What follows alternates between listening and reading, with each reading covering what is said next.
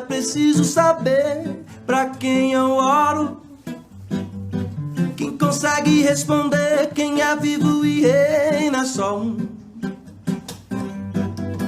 Antes de cantar pra Deus é preciso saber se é esse o canto certo, que exalta o Deus eterno, Pai amado, Deus que é justo e bom, justo e bom. Louva a Deus de Abraão, Isaac e Jacó, a Cristo, ao Espírito Santo, que é o meu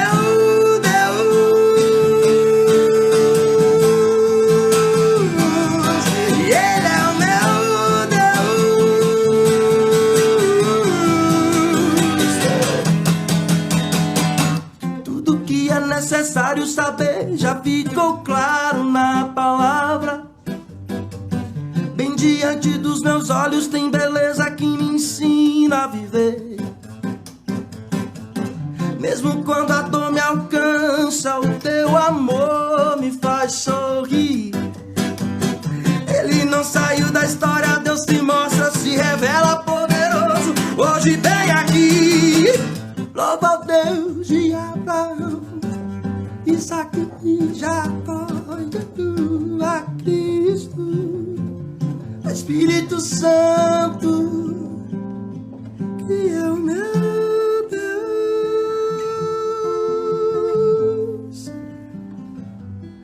Ele é o meu Deus, sim. A graça e a paz do nosso Senhor Jesus Cristo, seja muito bem-vindo, seja muito bem-vinda ao nosso canal, a nossa celebração desse quarto domingo após Pentecostes. Nós recebemos cada um de vocês com alegria nessa hora, seja aonde você estiver, que você se junte conosco e que juntos possamos, mesmo que de forma virtual aí, louvar, bendizer e cultuar ao nosso Deus. Eu convido você a orar comigo nesse culto em que nós nos reunimos em nome do Pai, do Filho e do Espírito Santo. Oremos. Senhor, nosso Deus, mais uma vez nós estamos diante de Ti para Te pedir, Senhor, que venha sobre nós com Teu Santo Espírito e que a Tua palavra, Deus, fale conosco nessa hora. Como discípulos e discípulas Suas, ó Pai, nós queremos fazer aquilo que Te agrada, Deus, Te servir com alegria. Pai, em nome de Jesus, ajuda-nos, Pai, a sermos defensores da Tua palavra de forma gentil e respeitosa, Pai. Nós louvamos a Ti, Deus, Pai, Filho e Espírito Santo, porque é único, onisciente, onipotente, poderoso sobre toda a terra, Senhor. Receba este culto como uma oferta suave a Ti, Senhor. Nós oramos a Ti nessa hora, no nome santo do Senhor Jesus. Amém. Responde ao nosso clamor por socorro.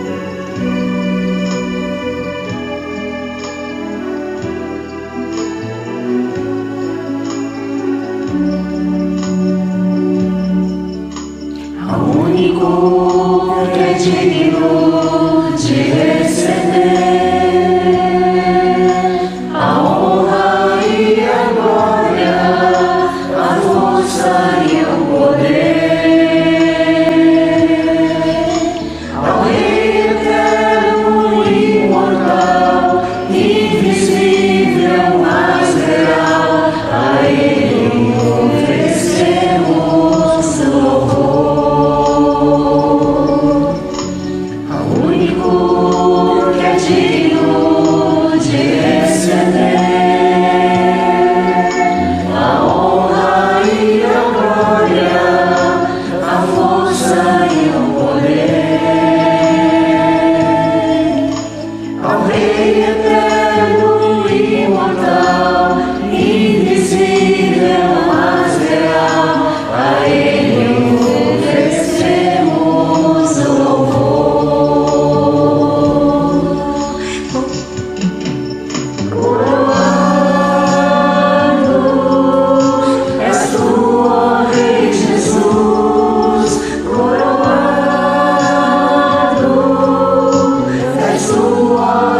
Jesus.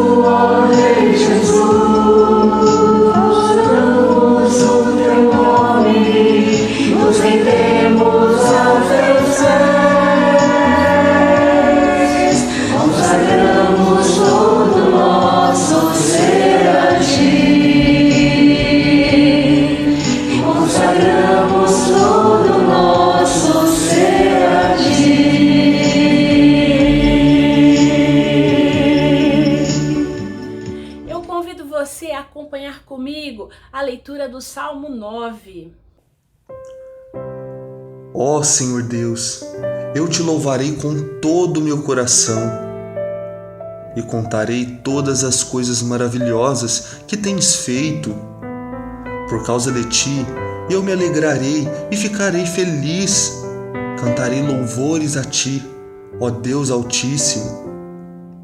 Quando apareces, os meus inimigos fogem, eles caem e morrem. Tu és um juiz justo,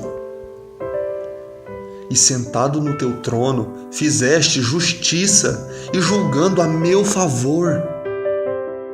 Tu condenaste os pagãos e destruístes os maus, eles nunca mais serão lembrados. Arrasaste as cidades dos nossos inimigos, elas foram destruídas para sempre e eles estão completamente esquecidos. Mas o Senhor é rei para sempre. Sentado no teu trono, ele faz os seus julgamentos. Deus governa o mundo com justiça e julga os povos de acordo com o que é direito. O Senhor é um abrigo para os que são perseguidos. Ele os protege em tempos de aflição. Ó Senhor, aqueles que conhecem confiam em ti, pois não abandonas os que procuram a tua ajuda. Cantem louvores ao Senhor, que reina em Jerusalém. Anunciem às nações o que ele tem feito. Pois Deus lembra dos que são perseguidos.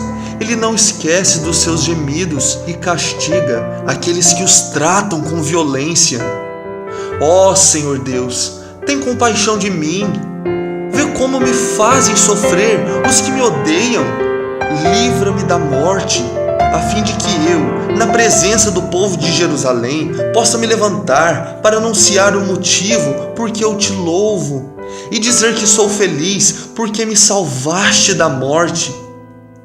Os pagãos caíram na cova que fizeram, foram apanhados na armadilha que eles mesmos armaram.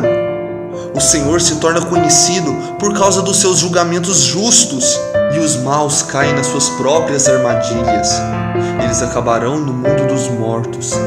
Para lá irão todos os que rejeitam a Deus. Os pobres não serão esquecidos para sempre, e os necessitados não perderão para sempre a esperança. Vem, ó Senhor, e não deixes que os seres humanos te desafiem. Põe os povos pagãos diante de ti e julga-os.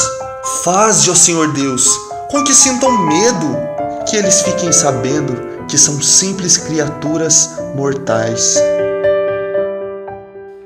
Após essa leitura, eu convido você a um momento de silêncio, momento em que nós nos colocamos diante do Senhor e pedimos perdão pelos nossos pecados, pelas nossas faltas, pedimos a Ele com o nosso coração arrependido.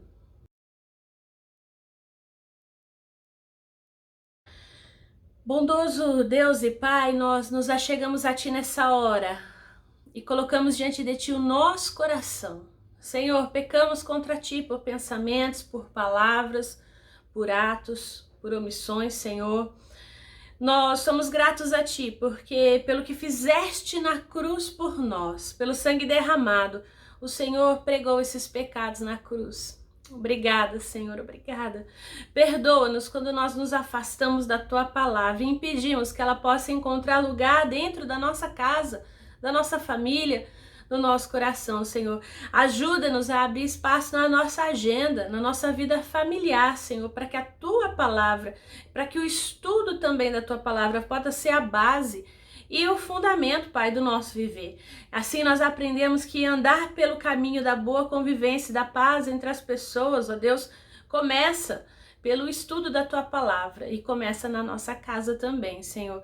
Nós pedimos a Tua ajuda, pedimos o Teu perdão, porque sabemos, ó Deus, que em Cristo Jesus os nossos pecados que eram como a escarlata se tornam brancos como a neve. O Senhor nos lava, nos purifica e diante de Deus somos justificados.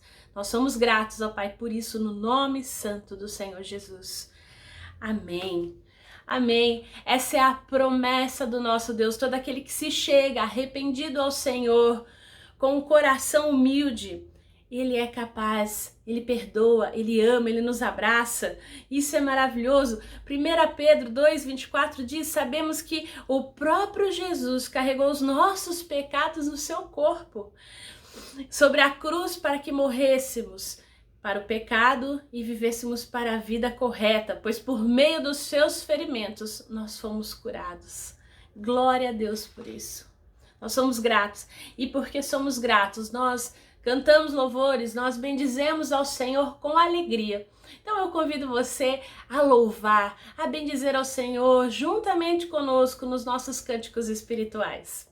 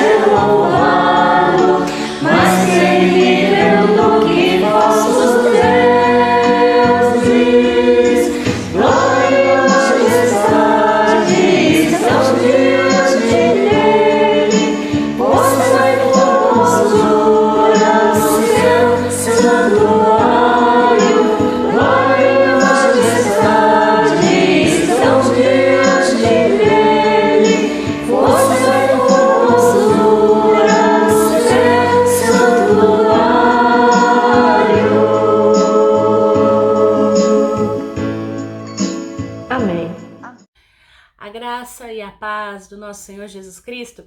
Esse mês de junho nós estamos falando sobre apologética, gentileza que cativa, como fazer a defesa da nossa fé de forma argumentativa e gentil. Quando nós pensamos em apologética, nós precisamos pensar também no crer e no duvidar. Faz parte desse contexto essas duas questões aí que parecem opostas. Como fazer a apologética de uma forma que a gente respeite as dúvidas daqueles com que nós nos relacionamos. Isso é importante, pois muitas vezes nós não sabemos lidar sinceramente com a dúvida, porque nós temos medo de que não exista respostas para algumas dúvidas, e talvez não vá ter mesmo. E aí o fato é a gente como lidar com isso. Isso acontece porque nós somos muitas vezes fracos na nossa fé. Nós não embasamos aquilo que nós cremos na palavra de Deus e nós ficamos, como nós vimos semana passada, muito no campo das ideias. Então, é preciso a gente reafirmar que o maior obstáculo para o Evangelho de Cristo hoje em dia não é a dúvida que existe fora da igreja, mas sim a dúvida que existe dentro da igreja, e a gente precisa lidar com essa dúvida. Nós precisamos entender que o ministério da apologética não é só para os de fora, mas é para todos, ela é voltada para todas as pessoas, dentro e fora da igreja. Onde seja, onde eles estiverem, chame-se cristãos ou não, porque ideias que se fixam na nossa cabeça nos deixam à mercê delas.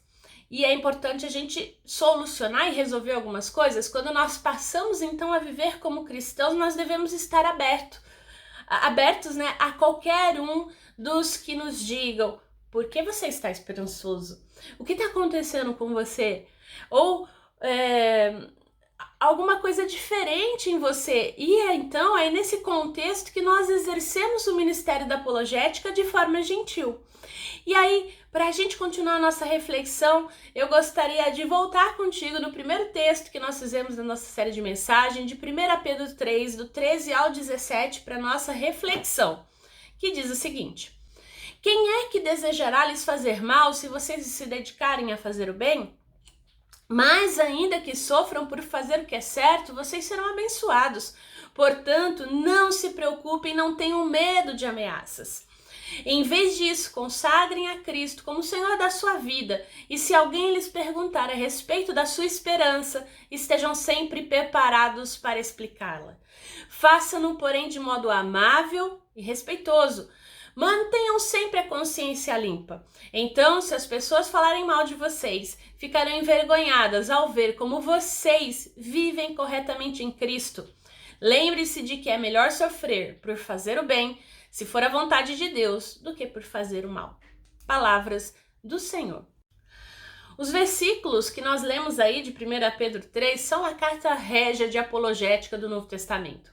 E nele nós podemos identificar duas dimensões. A primeira, o contexto do trabalho apologético. É um trabalho baseado na natureza e na qualidade de vida que se leva. E o segundo, a abrangência desse trabalho apologético. Ou seja, a apologética é para todos. Em essas duas dimensões, esse contexto de abrangência, a gente vai ver que é muito importante a gente entender o papel da defesa da fé na questão entre crer e duvidar. Trata-se de algo que todo mundo deveria estar disposto a aprender. Outra coisa que esse trecho revela pra gente é que a apologética não é apenas um ministério para os que não creem. Antes, destina-se a qualquer um que esteja lutando com certos tipos de dilemas, de dúvidas, de perplexidades. Então nós precisamos enfatizar esse ponto com eloquência. É importante isso, porque o grande problema para o Evangelho de Jesus Cristo não é a dúvida, como eu já disse, que se situa fora da igreja. É a dúvida que está dentro da igreja.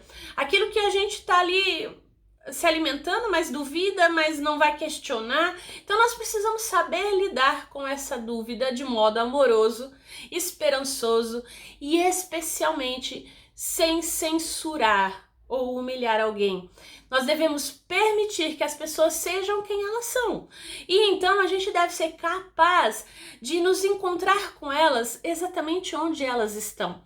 E respeitar essas dúvidas, porque talvez dúvidas tão simples já foram a nossa na caminhada, no começo da nossa caminhada de fé. Então vamos pensar aí no contexto da apologética. Então, analisar mais detalhadamente essa passagem de 1 Pedro vai inicialmente mostrar pra gente a cerne do texto que a gente precisa analisar. Os versículos 10 e 12, Pedro cita o Salmo 34, de 12 a 16, que diz assim: quem deseja ter a sua vida longa e próspera? Refreia a língua de falar maldades e os lábios de dizerem mentira. Afastem-se do mal e façam o bem. Busquem a paz e esforcem-se para mantê-la. Os olhos do Senhor estão sobre os justos e os seus ouvidos abertos para os seus clamores. O Senhor, porém, volta o rosto contra os que praticam o mal, apagará da terra qualquer lembrança deles. E um pouco antes, no capítulo 3, de 13 a 14, também ele diz: quem é que desejará lhes fazer o mal se vocês se dedicarem a fazer o bem? Mas ainda que sofram por fazer o que é certo, vocês serão abençoados. Portanto, não se preocupem e não tenham medo de ameaças. E é nesse ponto que nós devemos entender o contexto da apologética. O texto remete a uma situação na qual as pessoas estão sofrendo por sua retidão. Como nós já falamos no primeiro domingo, todo o contexto de perseguição que a igreja vivia e que Pedro escreve aqui então para amenizar esse sofrimento e para trazer esperança para essa igreja perseguida. E talvez a gente possa questionar de onde Pedro tirou essa ideia. Você já ouviu alguma outra pessoa dizer isso? Que tal um velho amigo dele, Jesus? Você se lembra das bem-aventuranças? Elas afirmam que nós somos bem-aventurados quando sofremos por fazer o que é certo. Por que você imagina que isso acontece? Por que será que é assim? Você já parou para pensar nisso? É porque nesse tipo de sofrimento, nós conhecemos a realidade do reino dos céus nas nossas vidas. Essa realidade se instala em nós e descobrimos que nós estamos vivendo uma vida sobrenatural, porque ela tem significado e propósitos eternos. Assim, quando você estiver feliz e não temer ameaças, você não estará perturbado, porque o Senhor Deus, em um lugar especial no seu coração, está te fortalecendo. E você não vai temer aquilo que está acontecendo à sua volta. Não são as circunstâncias que determinam a sua fé ou a sua paz. Então, agora você está pronto para responder de forma amável e respeitosa a qualquer pessoa que pedir a razão da sua esperança. Se você olhar o versículo 16, Pedro diz: mantenham sempre a consciência limpa. Então, se as pessoas falarem mal de vocês, ficarão envergonhadas ao ver como vocês vivem corretamente em Cristo. No contexto dessa passagem, as pessoas estavam sofrendo, só que elas se sentiam felizes. Elas não estão atribuladas e nem amedrontadas, apesar das circunstâncias. O que está ao redor dela as observa e vê que elas estão felizes. Como assim? Essa alegria, essa felicidade não é uma sensação passageira de prazer, mas é um sutil e constante bem-estar alimentado pela esperança que se ampara, o quê? Na bondade de Deus. Nos nossos dias, o equivale, seria a gente observar alguns seguidores de Cristo e notar a sua situação algumas vezes lamentáveis. Pessoas que são cristãs, mas que estão doentes, que estão sofrendo, e talvez, por exemplo, você pode olhar alguém e falar assim: mas você está morrendo de câncer. Você está sendo perseguido pela sua retidão, você está sendo bom e as pessoas te tratam mal, Você tenta ajudar as pessoas e ela te machuca. Você se posiciona a favor da verdade no trabalho, na sociedade, e você não consegue uma promoção, você não consegue se beneficiar por causa disso. Seus filhos são maltratados por causa da sua postura diante da comunidade, e depois acrescentariam: e apesar disso, vocês são felizes. Existe algo de diferente em vocês. Quem de fato vive nessas condições não vai sair por aí chorando e dizendo: por que isso está acontecendo comigo? Eu sigo a Deus e tá tudo, parece que indo mal na minha vida. Apesar de muita gente agir assim. Quando chega a tribulação, muitos que se dizem cristãos se perguntam: por que está acontecendo isso comigo?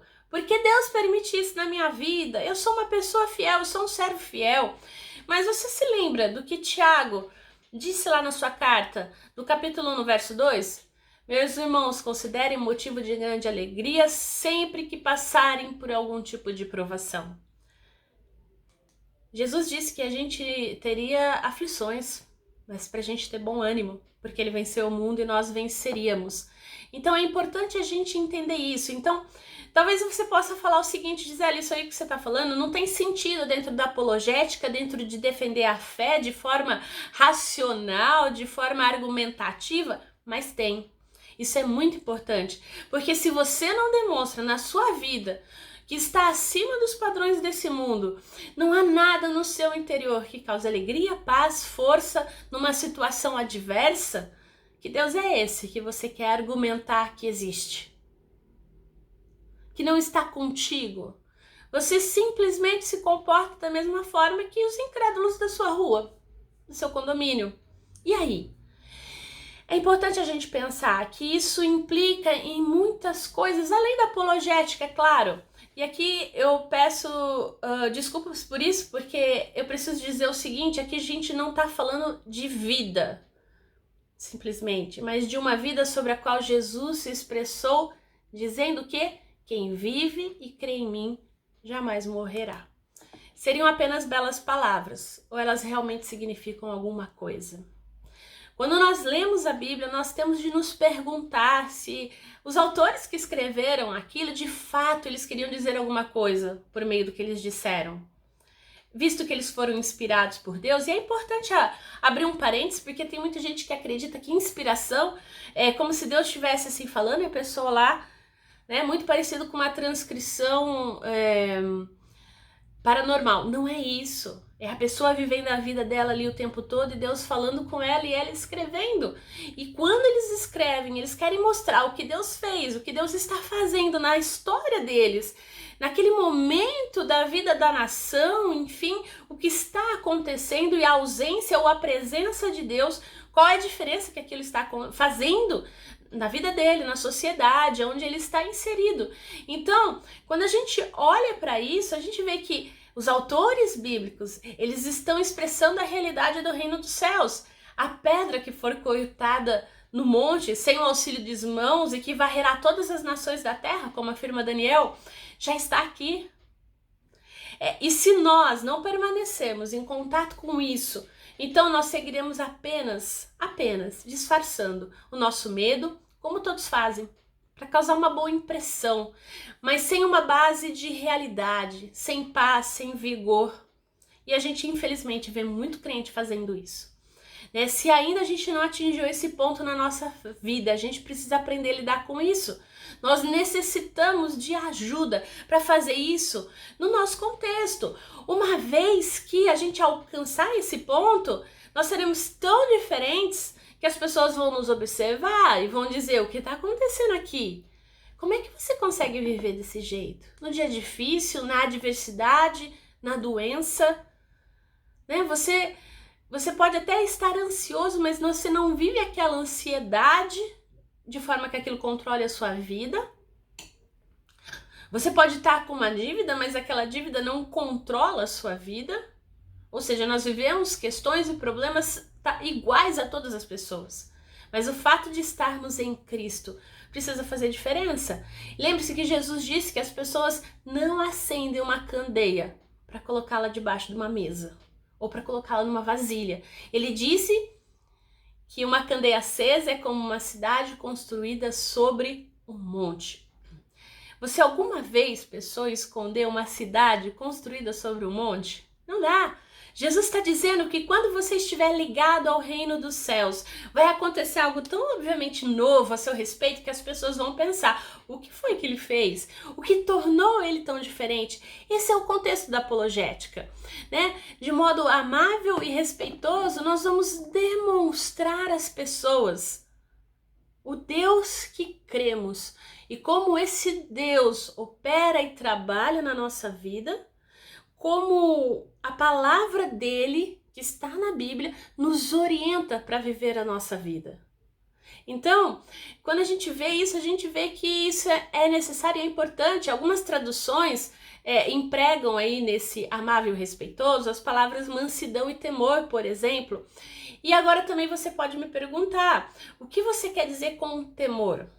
Né? Afinal, o versículo 14 não diz que nós não devemos ter medo. Talvez essa seja a sua questão. A razão pela qual você exercerá, e aí eu vou pensar na apologética como ministério de ajuda com temor, é que você está trabalhando para Deus. E é muito importante a gente lembrar que quem trabalha com Deus não deve trabalhar atemorizado, então não é medo. Trata-se, se a gente pensar em trabalhar com medo, trata-se de insensatez, e não é isso. E aí eu quero dar um exemplo para você entender. Quando a gente fala de trabalhar com Deus, de ter temor, o que isso significa? E aí eu vou usar o exemplo da eletricidade. Se você pensar, por exemplo, todos nós estamos familiarizados com a eletricidade e a gente sabe como lidar com ela na vida cotidiana, mas existe um temor em relação a ela. Por quê? Porque a gente sabe que se a gente não seguir algumas regras na hora de utilizá-la, a gente pode se machucar. Então nós nutrimos um respeito sadio pela eletricidade, né? E pelos poderes presentes ali nos fios, nas tomadas, nas redes elétricas, ou seja, nós precisamos, nós usamos, mas nós mantemos aí um limite saudável, vamos pensar assim. Então, esse temor não tem um sentido negativo, mas é preciso lembrar que Deus é Deus. Ele é a fonte de todo o universo que nós temos. Ele é poderoso, ele é onisciente, ele é onipresente. Então, é impossível até mesmo calcular o quão superior ele é, o tamanho da sua grandeza diante de nós. Então, nós precisamos parar e pensar, Deus é Deus, ele é santo. E talvez, às vezes, e muitas vezes nós agimos e trabalhamos para Deus e fazemos as coisas como se Deus fosse realmente o chefe lá da nossa empresa, que não visse nada, que não soubesse de nada e que não conhecesse o nosso coração. Então é muito importante, quando nós temos consciência disso, as pessoas que se aproximam de nós e dizem, sabe, você realmente parece feliz, diferente, qual é essa razão? Você vai atrair essas pessoas e você vai responder essa pergunta com temor no coração, ou seja, mostrando quem Deus é. E aí, diante disso, talvez algumas pessoas possam ainda duvidar. E talvez você mesmo, quando comece a falar sobre Deus e pergunte quem Deus é, a gente às vezes tem dúvidas. E nós precisamos ser sinceros com essas dúvidas. Porque diante do temor que nós temos, nós precisamos lembrar que Deus conhece essas dúvidas. E não podemos ficar iludidos. E aí, dentro disso, a gente precisa ter em vista aquilo que a gente falou da questão da abrangência. Nós vamos estar falando com pessoas, com todos, e com pessoas que talvez não creem. Ou com pessoas que creem, mas ainda duvidam. E é importante a gente pensar nisso, porque às vezes a gente crê e ainda duvida, né?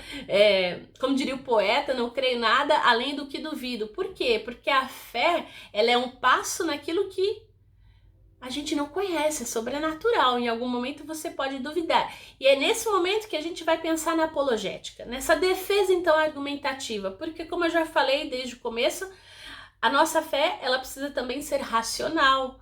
Ela não é simplesmente, eu creio. Como a gente falou da questão dos times de futebol, a gente pode crer em coisa que não funciona, que não vai dar certo, e aí? Então, crer é importante pensar que Deus eu creio. Por isso que eu tenho colocado aí a música, né? Antes de falar com Deus, eu preciso saber para quem eu oro.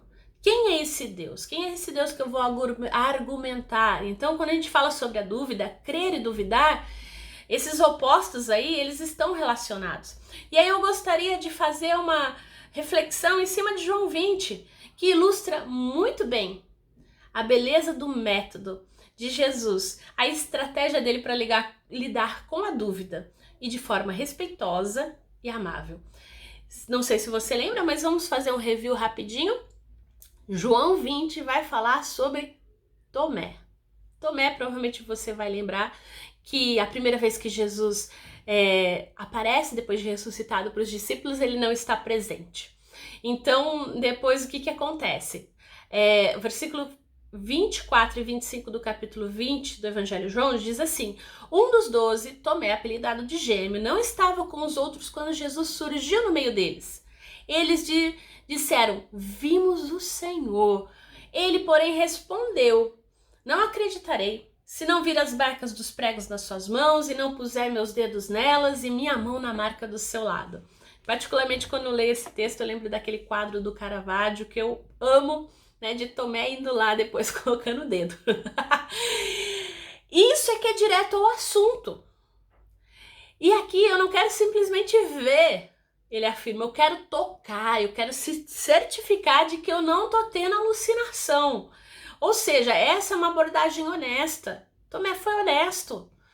Deus aprecia as nossas perguntas sinceras, a nossa dúvida honesta, isso é importante a gente pensar. Por quê? Porque essas dúvidas honestas propiciam para nós algo sólido para que a gente possa trabalhar. Então, ao que parece, para pensar, Jesus permitiu que Tomé remoesse essa dúvida, esse questionamento por uma semana. E aí, eu lembro para você que remoer faz bem, dentro de certos limites, claro. Porque quando você chega a uma resposta, a pessoa ela está preparada para receber. E é o que acontece aqui. Jesus deixa Tomé elaborar o seu problema e pensar nisso por um tempo. E então, versículo 26 e 27 diz que 8 dias depois os discípulos estavam juntos novamente. Dessa vez Tomé estava com eles. As portas estavam trancadas, mas de repente, como antes, Jesus surgiu no meio deles.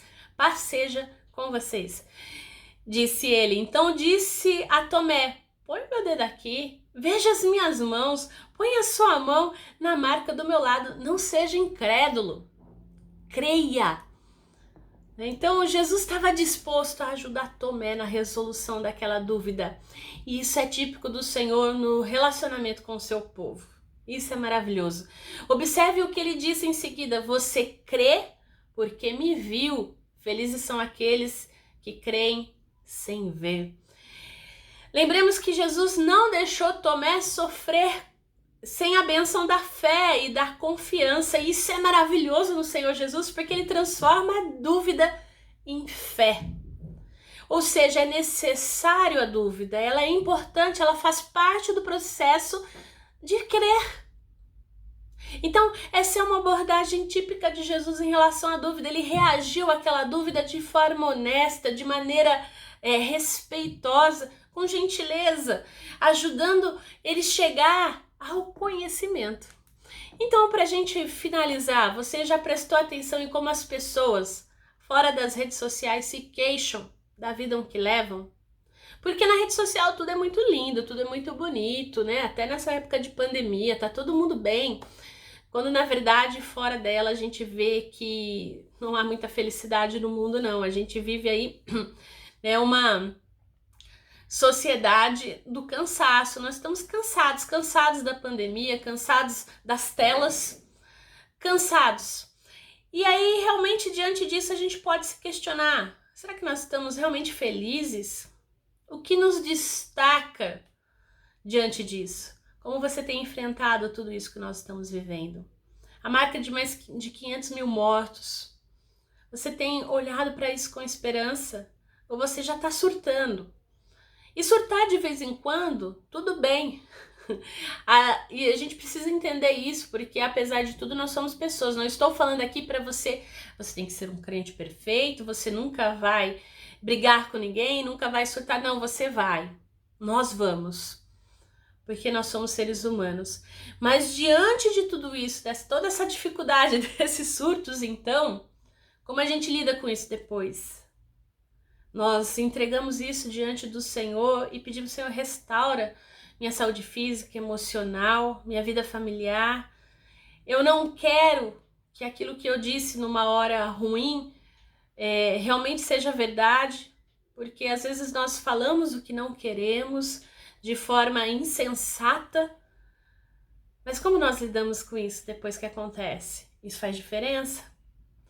E aí, é dentro desses contextos onde Deus trabalha a nossa fé e também as nossas dúvidas. E é muito importante isso, porque de repente, diante de tudo isso que está acontecendo, quantas dúvidas não surgiram? Por que está acontecendo isso? Por que Deus permitiu tudo isso? E também nós precisamos entender que diante de algumas perguntas, talvez nós não tenhamos respostas. E aquilo que a gente não tem resposta, a gente coloca diante de Deus e pede para Ele trabalhar isso, porque a nossa felicidade não pode estar também atrelada à resposta das nossas dúvidas. Porque isso que acontece em várias religiões. Por quê? Existe religião que tem resposta para tudo. E aí é muito mais fácil eu ter respostas, às vezes esquematizadas, dentro de gráficos, para dúvidas do presente e do futuro. Mas é importante nós entendermos que nem sempre nós vamos ter todas as respostas. E diante disso, nós precisamos fazer o quê? Buscar a conhecer a Deus, o autor e consumidor da nossa fé. Por quê? Porque todas as vezes que eu conheço quem Ele é, como Ele trabalha na história, como Ele olha para nós e sabe que diante da nossa incapacidade, Ele vem com socorro, como Ele fez em Gênesis, quando o homem e a mulher pecou e escolheu de forma rebelde se distanciar dele. E diante disso, diante do pecado, da rebeldia, o que Ele faz? Ele nos dá a mão, Ele nos cobre, Ele nos busca e Ele entra na história através de Jesus Cristo. para nos salvar, para nos redimir, e através do seu sacrifício na cruz por nós, ele prega os nossos pecados na cruz, toda a nossa rebeldia, toda a nossa autossuficiência, e através da sua ressurreição nos garante que nós também teremos a vida eterna, que toda dor é por enquanto, que toda dificuldade, que tudo aquilo que a gente enfrenta é por enquanto. E é por isso que nós podemos dizer que nós somos felizes, por isso que nós podemos encarar o dia mal de frente, porque nós temos um motivo, nós temos esperança, nossa esperança está em Jesus Cristo. E a partir dessa esperança, realmente eu posso viver uma vida feliz, porque a minha felicidade não está atrelada às circunstâncias. E é diante disso que nós podemos responder de forma respeitosa, de forma amável, aqueles que questionam a nossa fé. Porque em algum momento nós também tivemos dúvidas. Então, é por isso que a gente precisa pensar na apologética como um ministério de ajuda, de serviço. Porque diante das dúvidas daqueles que estão diante de nós, seja dentro da igreja ou fora da igreja, é que nós vamos trabalhar, nós vamos buscar, nós vamos estudar, nós vamos conhecer a Deus. E é nesse sentido que a gente precisa buscar conhecer a Deus e prosseguir e conhecê-lo. Buscar cada vez mais. Eu espero que você tenha captado os pontos fundamentais desse texto de 1 Pedro, porque esse texto ele foi escrito dentro de um contexto onde a apologética foi necessária. E ela é necessária ainda hoje. E aqui eu não estou falando apenas de testemunho de vida. Eu estou falando de você entender o que Deus faz na sua vida, na sua história. Ou aquilo que você não entende, mas que você vê o agir e mover de Deus.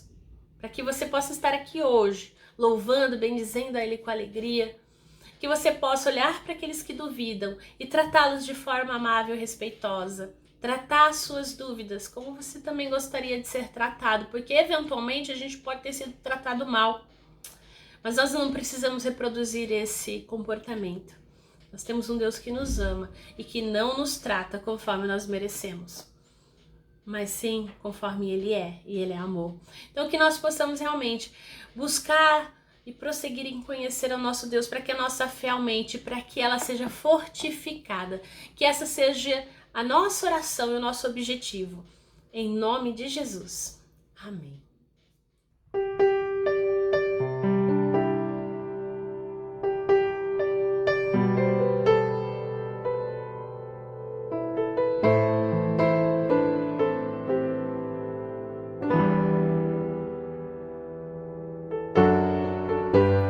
Tudo que eu quero está em ti, toda a minha vida eu te entrego, pois não há outro além de ti. Tudo que eu possa conquistar não se compara à tua presença, nem ao prazer de te adorar. Dias vêm, dias vão, e em meu coração só aumenta o desejo de te encontrar.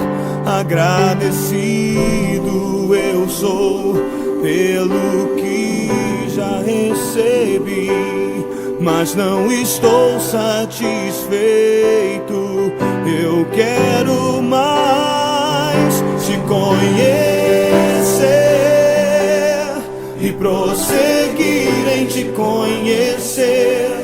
Este é o alvo da minha vida, Senhor. Te conhecer e prosseguir em te conhecer é tudo que eu quero pra minha vida, Senhor. Tudo que eu quero está em ti, toda a minha vida eu te entrego, pois não há outro além de ti. Tudo que eu possa conquistar não se compara à tua presença, nem ao prazer de te adorar. Dias vêm, dias vão, e em meu coração só aumenta o desejo de te encontrar. Agradecido eu sou pelo que já recebi, mas não estou satisfeito. Eu quero mais te conhecer e prosseguir em te conhecer. Este é o alvo da minha vida, Senhor. Te conhecer e prosseguir em te conhecer é tudo que eu quero pra minha vida, Senhor. Eu quero te ver como nunca te vi, tocar-te, sentir tuas mãos me tocar. Podes fazer em mim o que tens que fazer. Quero ser segundo teu coração, te conhecer e prosseguir em te conhecer. Este é o alvo da minha vida, Senhor. Te conhecer e prosseguir em te conhecer é tudo que eu quero pra minha vida, Senhor. É tudo que eu quero pra minha vida, Senhor. Tu és o alvo da minha vida, Senhor.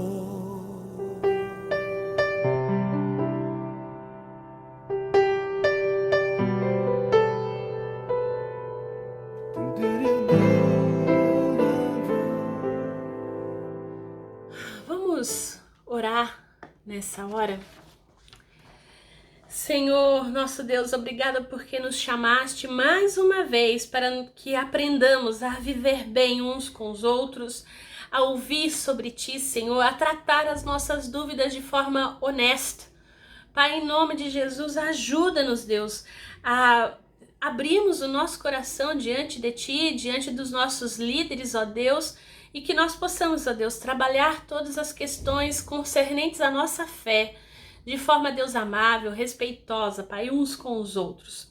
Pai, obrigada porque o Senhor abre os nossos olhos para que nós possamos, ó Deus, vivenciar essa fé. Ajuda-nos, Senhor Deus, a mudar e a aprender uns com os outros o que ainda nós não conseguimos aceitar, Senhor. Também te pedimos que nós possamos aprender a perdoar. Por isso, nesse momento, Pai, nós queremos te pedir, Pai, ajuda para esse mundo perdido, Deus, que carece tanto da Tua salvação, que vive essa pandemia, Senhor. E de forma especial nós colocamos diante de Ti nessa hora, Senhor Deus, a vida, Pai, da pastora Jaqueline. Nós te agradecemos porque ela está em casa e pode agora gradativamente melhorar, Pai. Obrigada, Senhor, obrigada. Clamamos também por consolo para sua casa, Deus, pela perda do reverendo Joaquim. Senhor, nós clamamos a Ti também nessa hora pelo reverendo Aguinaldo, Deus, que está internado lá em Sorocaba.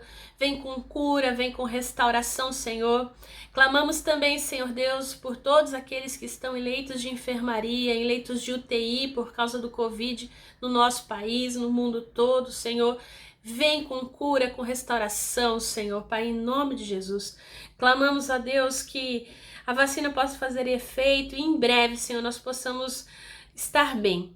Clamamos, Pai, por consolo, pelas famílias, ó Deus, que perderam seus entes queridos até aqui, Senhor, Pai de amor.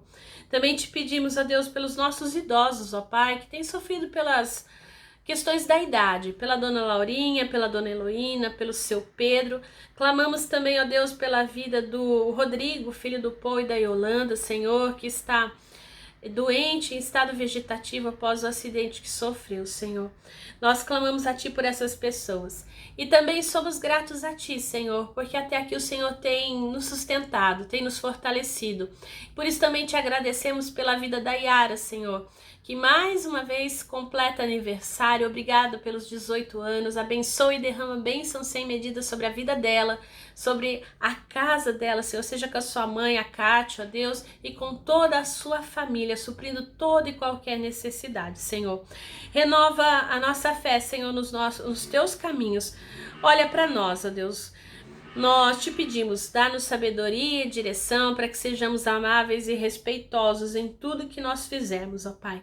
E em tudo mais, Pai, nós colocamos diante de Ti e assim queremos encerrar esse momento de oração, orando juntos a oração que o Teu Filho Jesus nos ensinou, dizendo: Pai nosso, que estais nos céus, santificado seja o Seu nome, venha o Teu reino, seja feita a Tua vontade, assim na terra como no céu.